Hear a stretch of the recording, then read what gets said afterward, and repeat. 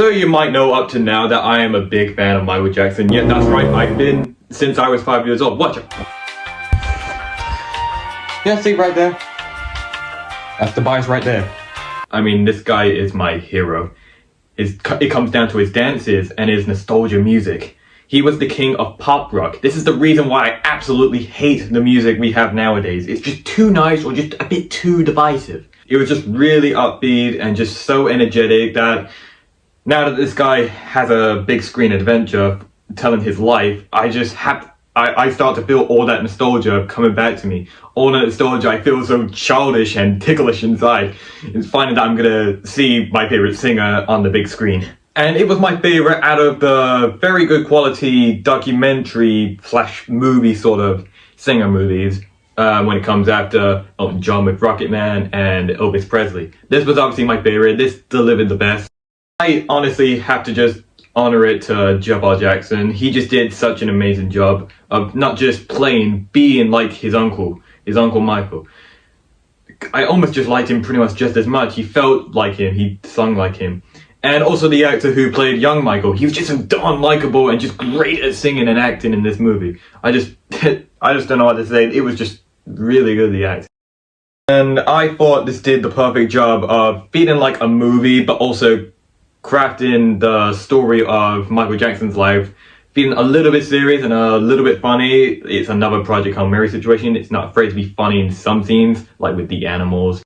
There are a lot of layers in this movie that I didn't expect. I had more to show of his life that I couldn't have found on the web or anything. Like, for example, I didn't know that Michael Jackson was really into Disney. He loved Peter Pan and Mickey Mouse. Okay, so this film really delivered. I was really open about it, really positive about it. So energetic about it, and it really delivered my expectations. The biggest reason won't be the best of what you would expect.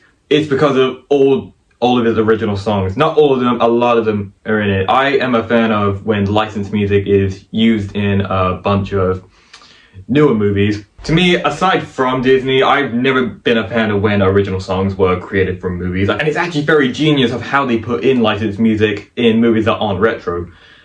It's because they actually know how to fit it in with the general story. But it didn't need to do this for this film because it's just all of the Jackson 5 and Michael Jackson's. And I would honor it that I'm so glad that Lionsgate and Universal delayed this a few months. I was a little confused why they did. I didn't find any resources why it was delayed. But it's because of Jeff R. Jackson having to do some reshooting. And I'm glad they did that. I always love when things are delayed because I'd rather have a long wait for a good movie than a quick wait for a bad movie. So this really delivered. If it came out in 2025, it would have just been an absolute disaster. The aesthetic was some of the best I've seen for a movie set in retro days. Set from the 60s to the 80s, all the lighting and details and sort of times it was, just felt very realistic. And it's sort of how you would imagine it when you're watching it in a movie with full HD quality.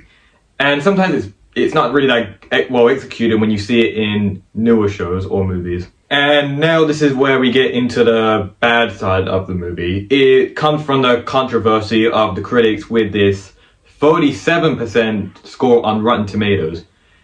I can definitely see where this comes from compared to a few other movies. It's because it comes down to whether they wanted to see Michael Jackson, because the second part of his life after 1988 wasn't very good, and it created him to be a very controversial. So I could definitely see why, but this is why I'm a little nervous about its box office record as well. It had a pretty good opening right now. My screen was at least half full, and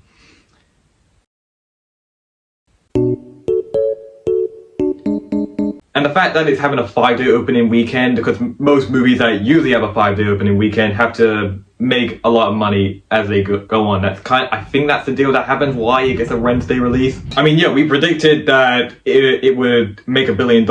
It would be in the $1 billion club, and I really think it's nothing like Elvis or Rocket Man, because Michael Jackson is big. It's like bigger than these people. And I feel like it could be a little impactful if less people won't want to see him and they're not a Michael Jackson fan. Well, then no, there's nothing in this movie is for you, but if you are, then there's a lot in this movie.